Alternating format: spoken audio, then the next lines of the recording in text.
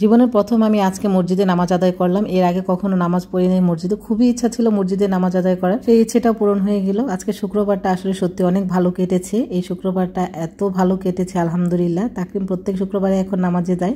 আসসালামু আলাইকুম, hello everyone, আশা করছি সবাই ভালো আছেন। আমি আলহামদুলিল্লাহ ভালো আছি। এই ভিডিওটা শুক্রবারে, তো আপলোড করতে করতে হয়তো সব মঙ্গলবার হয়ে যেতে পারে। তো শুক্রবার মানেই হচ্ছে মজার মজার খাবার দাবার রান্না করা, ভালো ভালো খাবার খাওয়া। তো অনেক দিন পর হচ্ছে একটু বিরিয়ানি করব। তাকরিম আর তাকরিমের বাবা বিরিয়ানি খেতে চাচ্ছিল। তো গতকালকে যখন বাইরে গিয়েছিলাম, তাকরিম হচ্ছে বিরিয়ানির দোকান দেখিয়ে বলছিল আম্মু আমি বিরিয়ানি খাবো।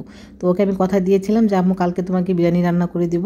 তো সেই জন্য আসলে আজকে বিরিয়ানিটা করা। প্রথমে আমি মাংসগুলোকে একদম ছোট ছোট টুকরো করে নিয়েছি, বিরিয়ানিতে যেভাবে দেয় আর কি। তারপর হচ্ছে মাংসটা আমি প্রেশার কুকারে রান্না করে নেব। প্রেশার কুকারে রান্না করলে আসলে রান্নাটা তাড়াতাড়ি হয়ে যায়।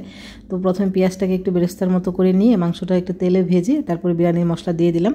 আসলে রাঁধুনির মশলা থাকলে আলাদা করে ওইভাবে কোনো মশলা দিতে হয় না। তারপরও আমি একটু বাদাম বাটা, টক দই এইসব হচ্ছে অ্যাড করি, পেঁয়াজ বাটা সব কিছু কষিয়ে মাংসটা হচ্ছে প্রেশার কুকারে রান্না করে নিয়েছি। আর এইদিকে অন্য হাঁড়িতে আমি একটু পেঁয়াজ বেরেস্তা করে নিব। এটা বিরিয়ানি রান্না শেষে লাগে, তো আমি আগে হচ্ছে বেরেস্তাটা করে উঠিয়ে নিলাম। সেই তেলে এবার হচ্ছে আমি চালটা ভেজে নেব। অল্প একটু পেঁয়াজ কুচি দিয়ে নিলাম আর গরম মশলা দিয়ে চালটাকে ভালোভাবে ভেজে নিয়ে পরিমাণ মতো পানি দিয়ে এটাকে ঢেকে দেবো। এখন তো আসলে রাঁধুনির বিভিন্ন মশলা বের হওয়ার কারণে সবার হচ্ছে রান্নাবান্না অনেক সহজ হয়ে গিয়েছে। সেখানে আসলে দিক নির্দেশনা দেওয়া থাকে, তো নিজেরা একটু একটু করে হচ্ছে কমিয়ে বাড়িয়ে নিলে রান্নাটা আসলে খেতে অনেক বেশি টেস্ট হয়। যখন চালটা ফুটে আসবে সে পর্যায়ে আমি সেখানে রান্না করা মাংসটা দিয়ে নিলাম, দিয়ে কিছুক্ষণ দমে রেখেছিলাম। আর চালটা ফুটে প্রায় 95% হয়ে এসেছে। সেই পর্যায়ে এখানে উপরে কিছু কিশমিশ, কিছু বাদাম, পেঁয়াজ বেরেস্তা, গুঁড়া দুধ, এই পার্টটা আমার কাছে কী যে ভালো লাগে বিরিয়ানির একদম লাস্টের পার্টটা, দেখতে অনেক সুন্দর লাগে আর এত সুন্দর একটা গ্রান বের হয় এখানে। তারপর হচ্ছে ঘি সব কিছু দিয়ে কিছুক্ষণ দমে রেখে উল্টে পাল্টে নিলেই কিন্তু বিরিয়ানি রেডি। আমার বিরিয়ানি রান্না প্রায় শেষের দিকে। আসলে বিরিয়ানি রান্নার রেসিপি দেওয়ার মতো কোনো ভিডিও আমি করি নাই, তারপর টুকটাক আপনাদের সাথে একটু বলে শেয়ার করলাম। আমি জানি আপনারা আমার থেকে অনেক ভালো বিরিয়ানি রান্না করতে পারেন। আর এখন তো অনেক রেসিপি আছে, ইউটিউব, সোশ্যাল মিডিয়া সব কিছুতেই হচ্ছে অনেক রেসিপি, সেগুলো দেখে দেখে আসলে রান্না করা যায়। আমিও কিন্তু একটা সময় এইসব রেসিপি দেখে দেখে হচ্ছে রান্না শিখেছি। যাই হোক, বিরিয়ানির সাথে একটু ডিমের কোরমা করে নিচ্ছি, 2টা ডিম কোরমা করে নিলাম। তাকরিমের আব্বু শুধু বিরিয়ানি খেতে পারে না। রান্না বান্না শেষ, আমি আসলে জুম্মার নামাজে যাওয়ার আগে রান্নাটা শেষ করি। আর এদিক দিয়ে আমার বাবাকে রেডি করে দিয়েছি, সে তার বাবার সাথে হচ্ছে নামাজে যাবে। প্রতি শুক্রবারে আলহামদুলিল্লাহ নামাজে যায় আর খুবই আগ্রহের সাথে যায়। মসজিদে যেয়ে নাকি সে সুন্দর করে নামাজ পড়ে, কোনো দুষ্টামি করে না।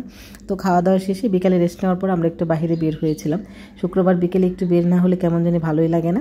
আর তাকরিমের বাবাকে বলছিলাম আমার অনেক দিনের ইচ্ছা ছিল আসলে মসজিদে নামাজ পড়া। এখানে যেহেতু কেন্দ্রীয় মসজিদ আছে, তাকরিমের বাবা বলল যে এখানে মেয়েদেরও নামাজ পড়ার ব্যবস্থা আছে, চলো তোমাকে আজকে ঘুরে যখন মাগরিবের ওয়াক্ত হবে তোমাকে এখানে নামাজ পড়াতে নিয়ে যাবো।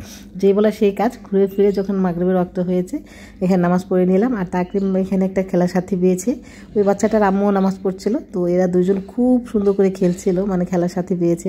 অনেক দিনের ইচ্ছা ছিল মসজিদে নামাজ পড়া, সেই ইচ্ছাটা আসলে পূর্ণ হয়ে গেল এই শুক্রবারে। শুনেছি হচ্ছে রমজানে এখানে নাকি প্রতিদিন মহিলাদের তারাবিও হয়। তো ইচ্ছা আছে আল্লাহ যদি হায়াতে রাখে, বাঁচিয়ে রাখে, এবারে রমজানের তারাবিগুলো মসজিদে পড়ার জন্য।